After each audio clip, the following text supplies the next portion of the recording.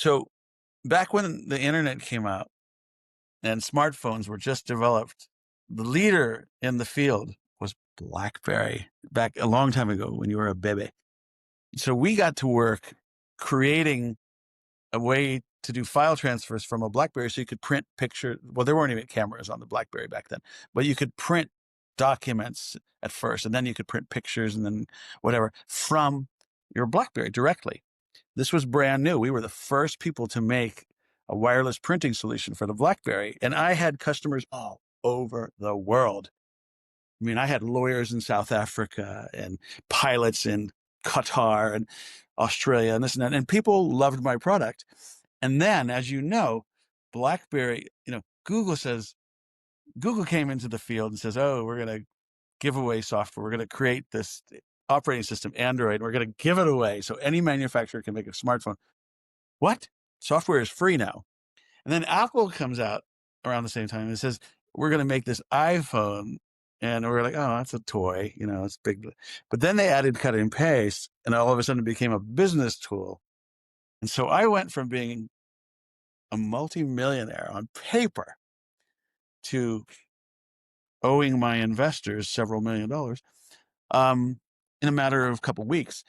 So I think how can I say it? I am in a very good position to talk about failure because I really was on top of the world. I mean, I had such devoted fans to my product, and then everyone just got rid of their BlackBerries like overnight.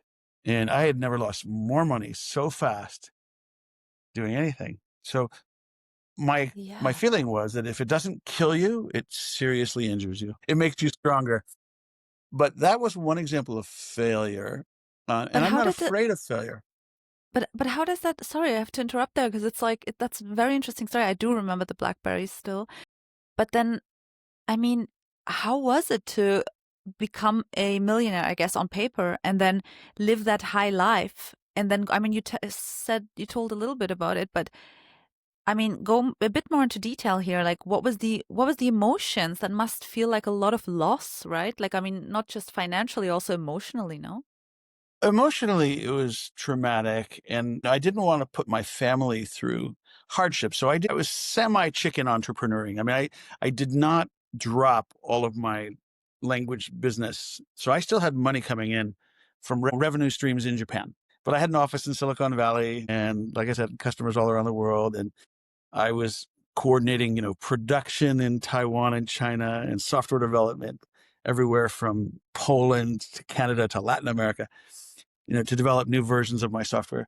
Having to drop that project, my particular failure was attributable to several things. There was a lot of corruption within the company because there's so much money in mobile. I mean, we're talking about millions and millions and millions of users, hundreds of millions of users, right? So if you sell a $1 item to hundreds of millions of people, I mean, it's good. I was selling an $80 item. People were buying, they'd lose it and they buy another one.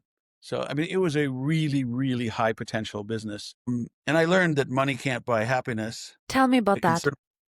Tell me, tell well, me, tell me. it's just that, I mean, I think the people who say it best understand that you can only eat 3 meals a day. You can only wear one pair of shoes at a time. And so I learned really to appreciate what I do have. And the Uniqlo thing, it's not because it's the cheapest clothes in the world, although it really is.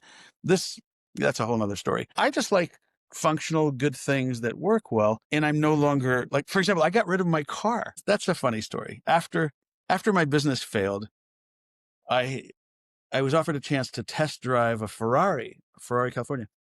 And I was supposed to do it as a secret shopper. So I went there and I drove this Ferrari for an hour. And it was a hand-built, incredible car. It was a $500,000 car. And I got back into my BMW afterwards, and I'm like, this is garbage.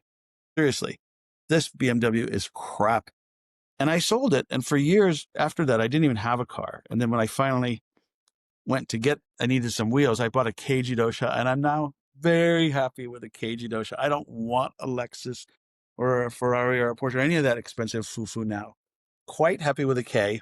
And that was really, I had to go through the ringer. I'd lived here like 35 years before I'd even driven a K, this small 600cc engine car only holds 4 people. But the point is, I am supremely happy with it. And I don't need big motorcycles anymore. I don't know. I think my father said it best. Happiness is wanting what you get, not getting what you want.